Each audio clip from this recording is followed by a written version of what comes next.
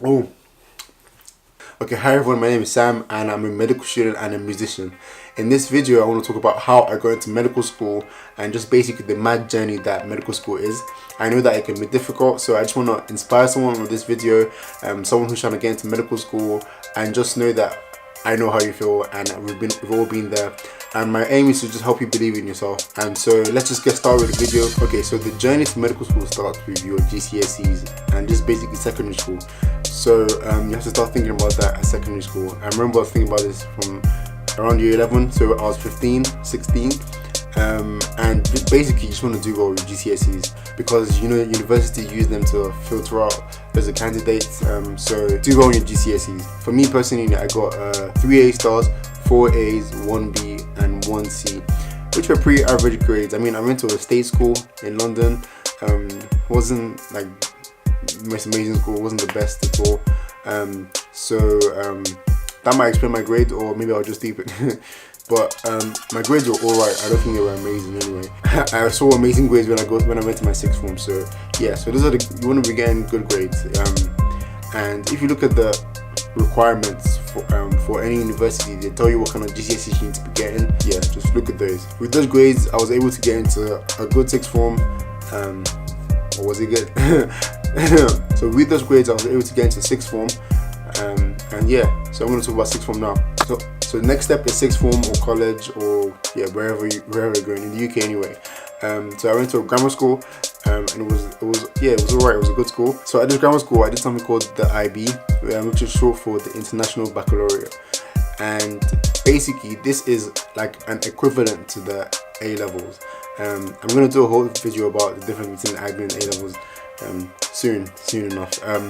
But yeah, essentially it's like the A levels on steroids. Yeah, so it was quite difficult. This is where I started having like loads of issues with just believing in myself. I remember getting into sixth form and just thinking that everyone was way better than me, based on GCSE grades and stuff like that. So obviously I mentioned my grades before, but I met different guys that were getting 12 A stars easy, 10 A stars easy, and it was really daunting, like, for me.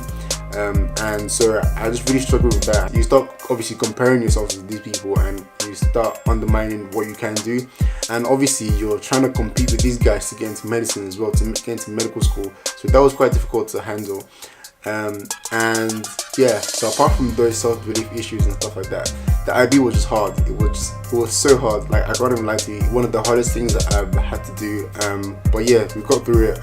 Yeah, like I said, I'm gonna do a video about the IB and just how to get through that.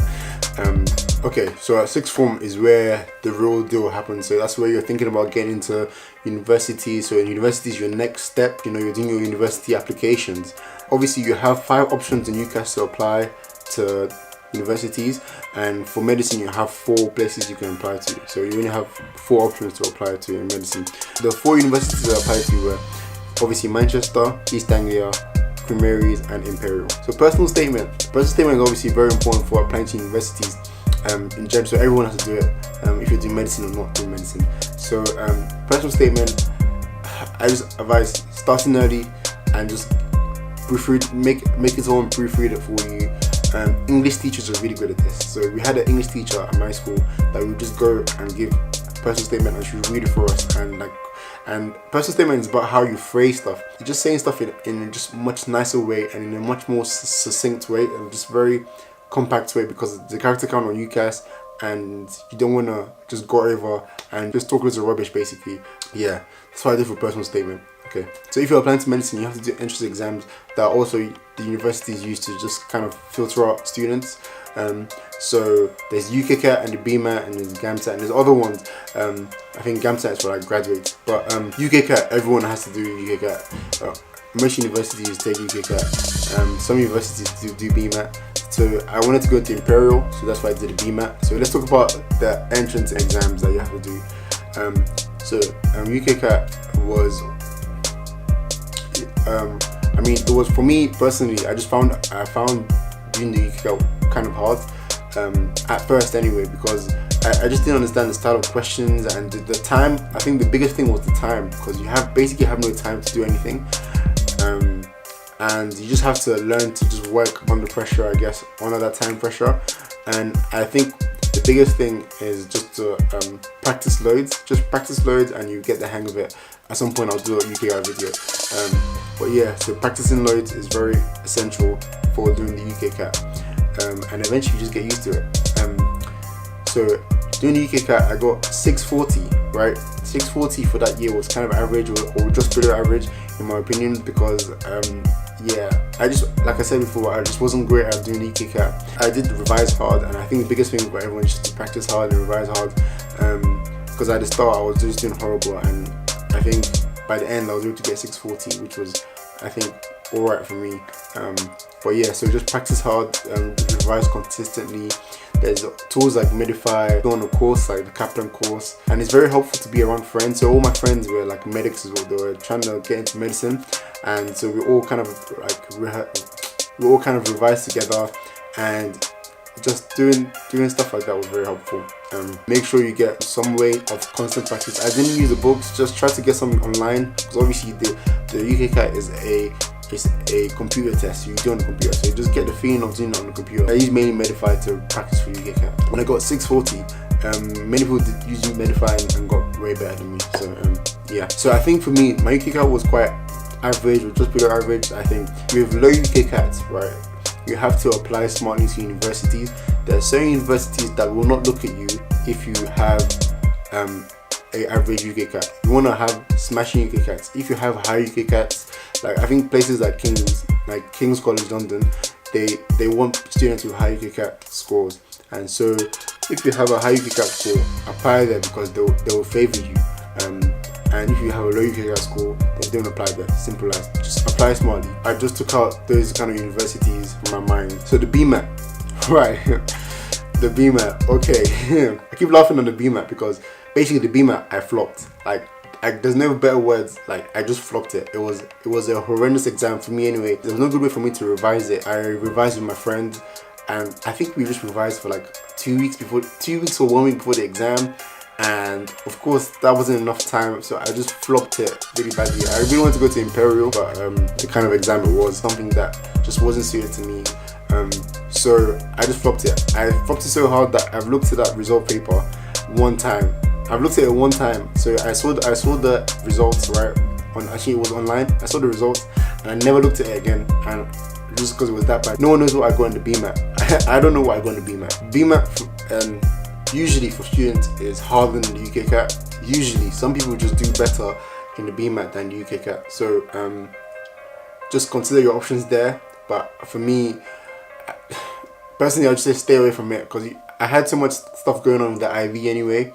So the IB, I had loads of coursework and stuff due around that period I was doing the BMAT. So it was just so stressful that period for me. So the BMAT, I flopped it. So that means Imperial were just literally out of the Imperial just rejected me straight away, kind of thing. I don't really have good advice for BMAT, but I keep referring to this guy because he's really good. His name's Ali Abdul. He has loads of videos about BMAT, and I think he has a whole website and a whole course about smashing BMAT. So I'll link that in the description. You can look at those videos. Yeah. So Imperial's out of the option now. So I had the UKCAT universities left. So East Anglia, Queen Mary's, and Manchester. So East Anglia rejected me just for no reason. Not for no reason, obviously. I just didn't meet the requirements.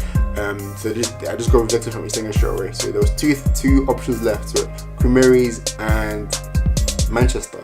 So for these universities, I got interviews with them. So I was quite happy about this. I got interviews. I actually have a chance. And for me, in that period as well, it was such a confidence booster, because I just felt like I wasn't good enough in the environment I was, and I just didn't think I was good enough to get into medicine. So getting those interviews were good confidence boosters for me. And yeah, so my first interview was the Manchester interview. Now, just a backstory. Obviously, I have been doing interview practice with my friends and doing it in school and stuff like that. My interview practice was rubbish. Oh my god. I was just so bad at doing interviews. So I practiced so much for the interviews, right? And I just kept practicing, but I just didn't feel like I was good enough with the interviews. I used to stammer a lot. I couldn't think of words to say or just explain stuff properly in the interviews. I think this was because we practiced mainly panel style interviews. Panel style interviews were very pressurized just pressure-filled environment for me, basically. To have those people asking you questions, I just couldn't hack it. I think we only did a bit of MMI interviews. So MMI stands for multiple minute interviews. If you don't know this by now, I don't know what you're doing. So we practiced MMI just a tiny amount, and yeah, so I wasn't too confident in MMI, but I just didn't know what to expect. So Manchester is an MMI uni, and Queen Mary's is a panel uni. So my first interview was with Manchester and with MMI, so I was a bit unsure how it was going to go. They did different scenarios, and you just had to go to different, so you had different stations, and they'll test different things at those stations. And when I actually did the interview, I actually enjoyed it, funny enough. Normally you don't think I'm going to enjoy an interview that's going to determine the rest of my life in a way, but yeah, I enjoyed it. I went to different stations, they were testing different things, and I think it was engaging, and I really enjoyed the fact that it was engaging. So weird to say that I enjoyed the interview, but yeah, that was why I think I did well in the interview. So I went through different stations, and there were just different things they were testing. They would test your communication skills, they would test your, why you want to do medicine, and just testing different skills and how you explain stuff to people. Yeah, and I felt like I did well. I felt very confident, and yeah, I was like, I smashed that interview. So in the back of my mind, I felt like I got the offer. So I was quite happy with the interview. Now come to Queen Mary's, the Queen Mary's interview. Oh my god! So panel interview, like I already said before, my interview technique for panel was just horrendous, in my opinion anyway. So the thing with the Queen Mary's interview is they give you, I think, a research topic beforehand, or just a question to research about and to talk about it. Technically, this is meant to make it easier for you to talk in the interview and speak, because that's the first thing they always ask you in the interview.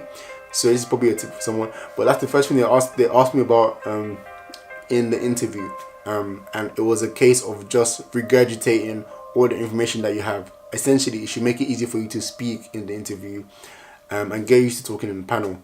Now, I had researched the topic, and I felt very confident from my Manchester interview. So I was feeling very confident. I was like, yeah, I've got this.